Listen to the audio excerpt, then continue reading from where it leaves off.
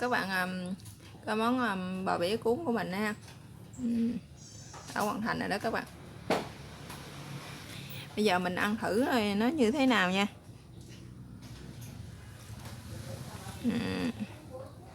Đây là cái chén nước chấm đây.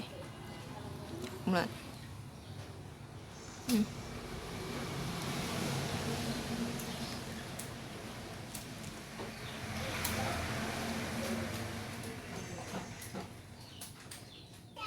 Rồi đây mình chấm với cái nước chấm này ăn cũng rất là bắt bạc các bạn. Các món này mình chỉ để ăn chơi thôi ha.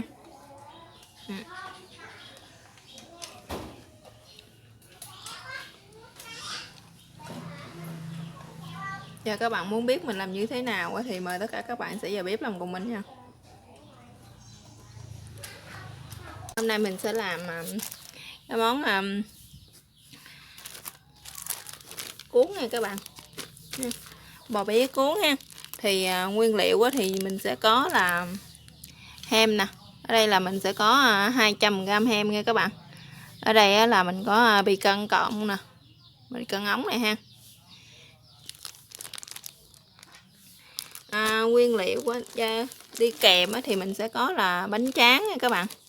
Bánh tráng mình để mình cuốn ha. Tiếp theo thì sẽ có là củ sắn nè, củ sắn nè, một cái củ cải sắn ha, một cái củ cải trắng, củ cải đỏ, dưa leo. Còn gia vị thì mình sẽ có là một bịch, cái này là cái sốt bột xá xíu nha các bạn, sốt ướp xá xíu ha, mình sẽ có một bịch này ha. Rồi đây là sẽ làm muối nè, bột ngọt, đường, giấm, hạt nêm và một ít bột nghệ nha các bạn. Ở đây thì mình sẽ có cái nước chấm thì mình sẽ có là tương ha, tương đen với lại bơ đậu phộng các bạn. Một lát nữa mình sẽ làm cái nước chấm ha. Với lại đây là cái phần rau sống mình ăn kèm nè các bạn nha.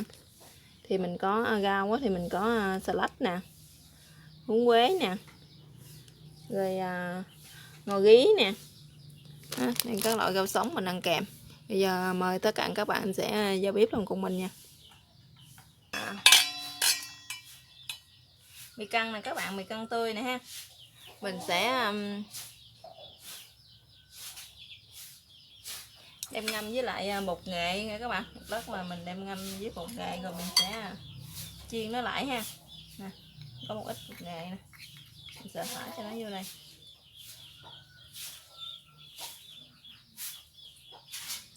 Cái này là nước ấm nha các bạn. Mình sẽ cho vô đây một ít nước ấm.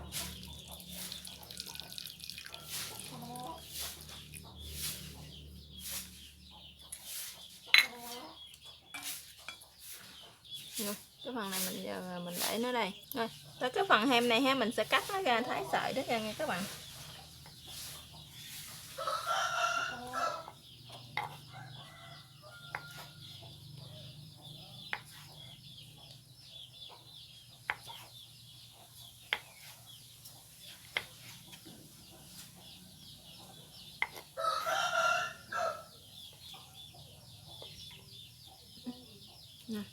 Mình cắt nó như thế này nè các bạn. Nó xong rồi nè các bạn. Giờ mình sẽ ướp một cái sốt xá xíu này vô đây ha.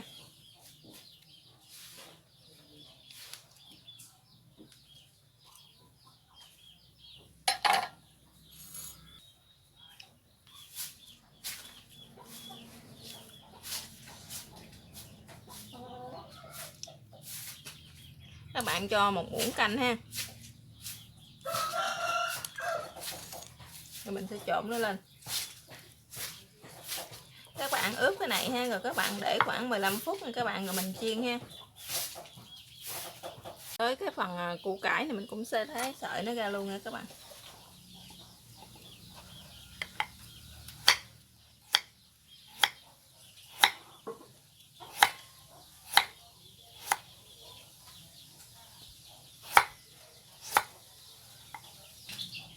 Rồi giờ cái phần củ cải mình đã sắc xong rồi nè các bạn ha. Tới mình sẽ sắc cái phần củ sắn này ra luôn ha. Mình cũng thái sợi giống vậy luôn nha các bạn.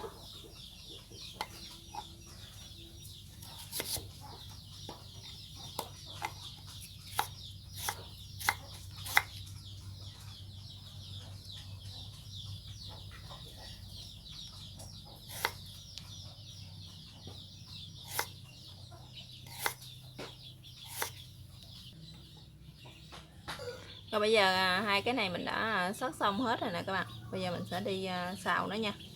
Với lại mình chiên cái phần hem của mình luôn ha. Giờ mình bắt cái chảo lên cho nó nóng nha các bạn. Giờ mình sẽ cho vào đây một ít dầu ha.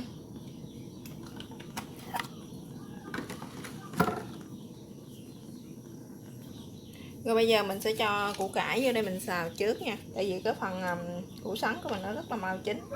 Các bạn xào sơ thôi ha.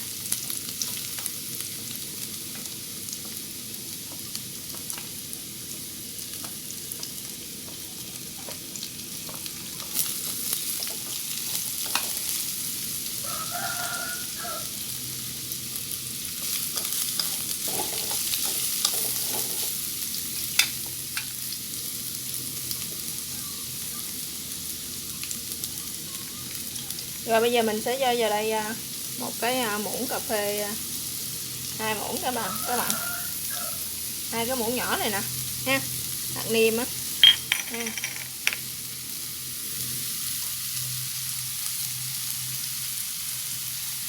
Nửa muỗng này và bột ngọt, nửa cái muỗng muối, một muỗng đường nha các bạn.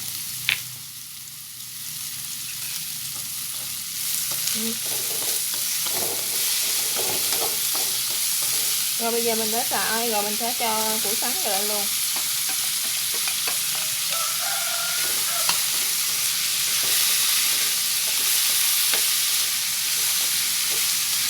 Rồi bây giờ cái phần đồ xào của mình nó đã chín rồi nè các bạn ha. Mình sẽ tắt bếp nha. Tắt bếp đang mình chiên cái phần hem với lại mì căng của mình ha. Cái phần đồ xào này nó mà chín đó ha, các bạn sẽ để ra một cái gỗ ha, cho nó ráo nước đó các bạn, để một lát nữa mình cuốn nó sẽ không có bị ướt cái cuốn của mình ha. Rồi bây giờ mình sẽ lấy một cái chảo khác để mình chiên hem nha các bạn.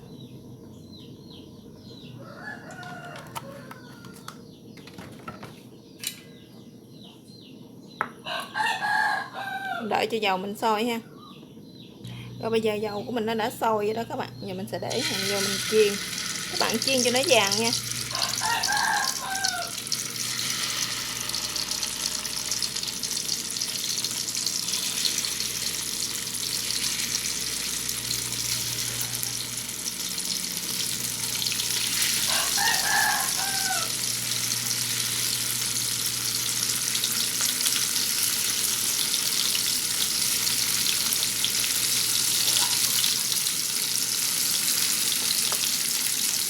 Trong khi mình đợi cái phần ham của mình vàng á ha, chín vàng á, thì mình sẽ ướp vô trong cái phần mì căng nè.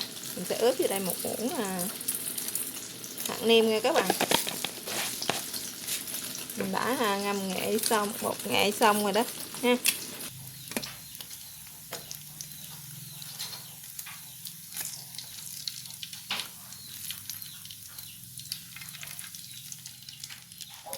Rồi giờ phần hem mình đã chiên xong hết các bạn. Giờ mình sẽ đi chiên mì căng ha.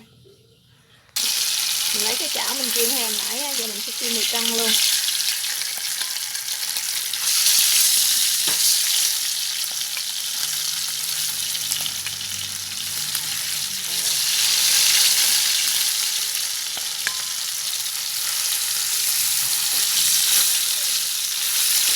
Cái phần mì căng này á, thì mình chiên rất là mau nha các bạn.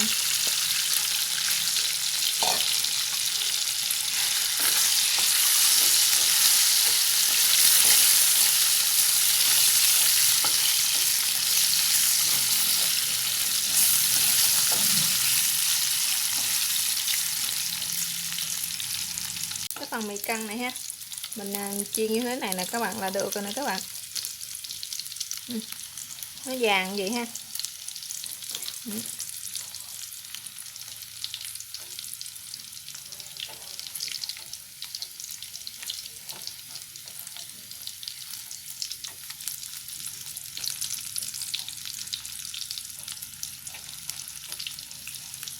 Thời gian mà mình đợi cái phần bì căng của mình á với lại hem của mình nó nguội ha, thì mình sẽ sắc dưa chua nha các bạn ha.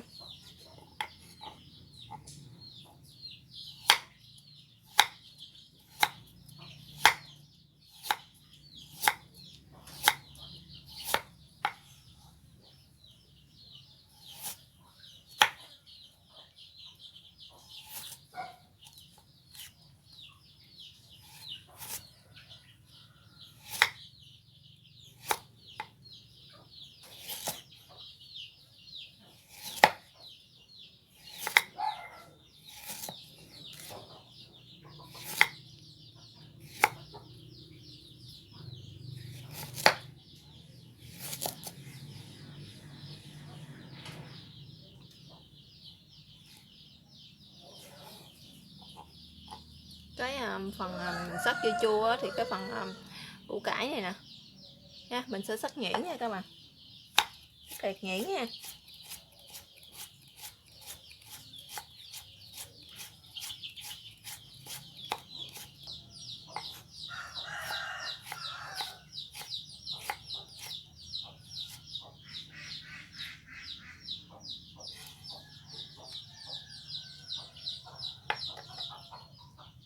Rồi bây giờ mình sẽ cho vô đây một ít muối hột nha các bạn. Mình cho cái phần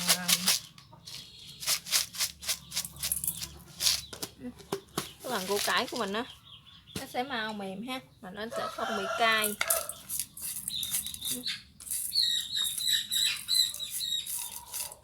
Các bạn làm như thế này là mình trộn cái phần dưa chua này nè, nó mau ăn nha các bạn, để mình không có trộn muối á, củ cải mình nó lâu mềm á, thì cái phần dưa chua mình trộn nó sẽ lâu thấm nha các bạn.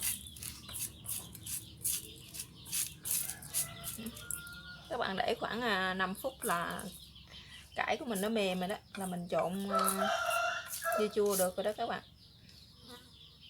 Cái phần này của mình nó mềm rồi nè, cái phần bì này ha, mình sẽ cắt nó ra nè các bạn.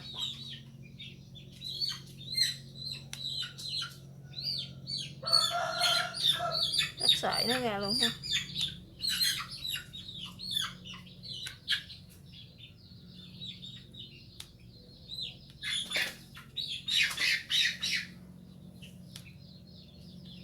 Cắt giống như mình sắc hem hồi nãy vậy đó các bạn, cắt cho hết cái phần bì căng này của mình ha.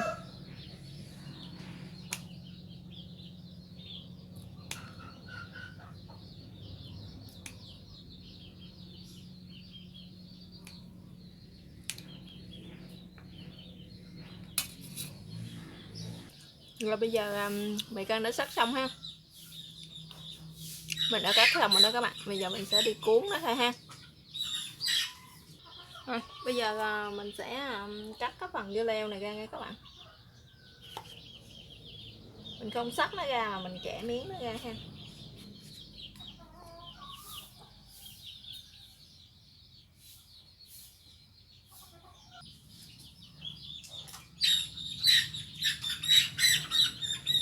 Rồi đồ xào đây nha các bạn.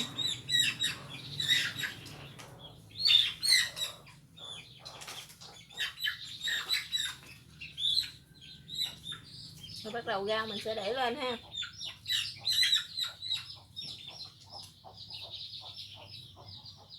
Cá nè.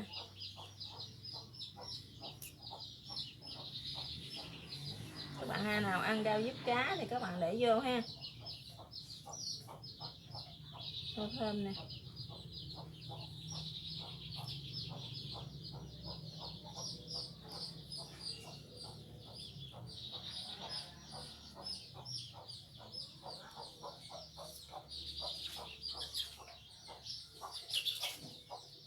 Rồi bây giờ mình sẽ cho hem lên đây.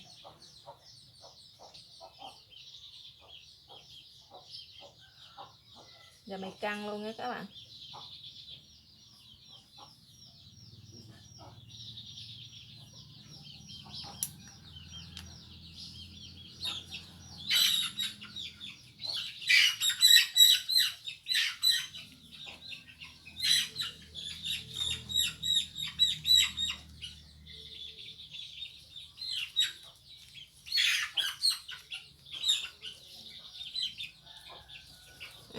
Rồi, mình đã cuốn được một cuốn rồi nè các bạn.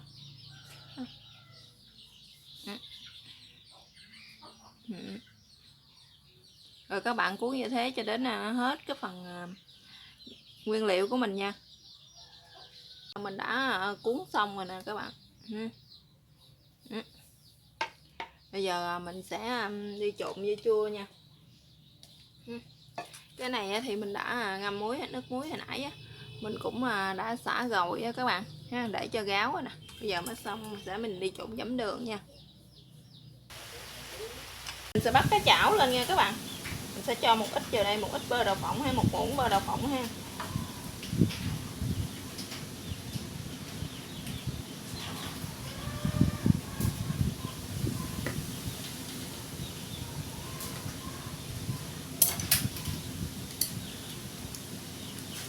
Các bạn ăn nhiều á thì các bạn sẽ để bơ nhiều ha, còn mình ăn ít thì mình sẽ để bơ ít.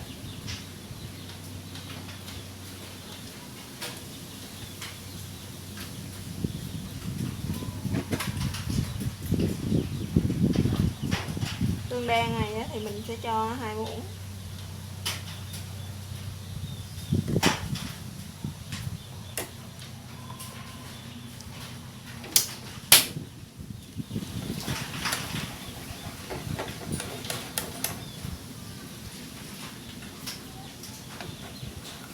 Mình sẽ quậy ra nha các bạn.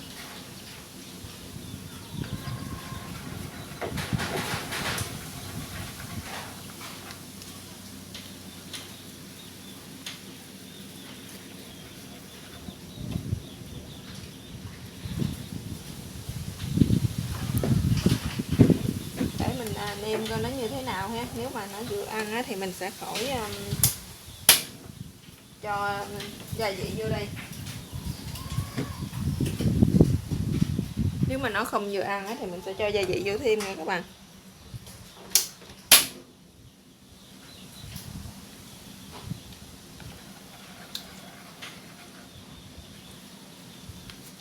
Rồi bây giờ mình sẽ cho nó vô đây một xíu muối, ít muối thôi nha các bạn.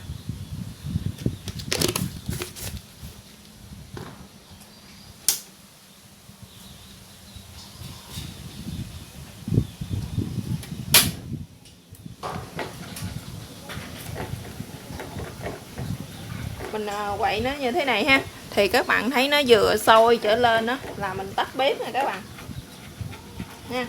Nó đã sôi rồi đó, giờ mình sẽ tắt bếp nha.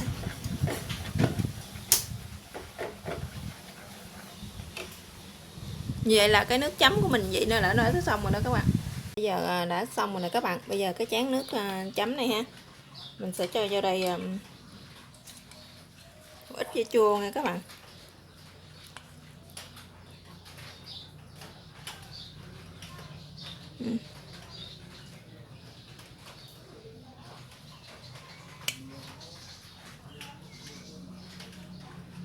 Đó.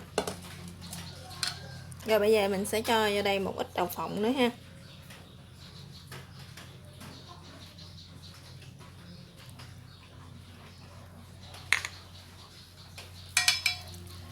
Giờ ớt nha các bạn, ớt băm ha.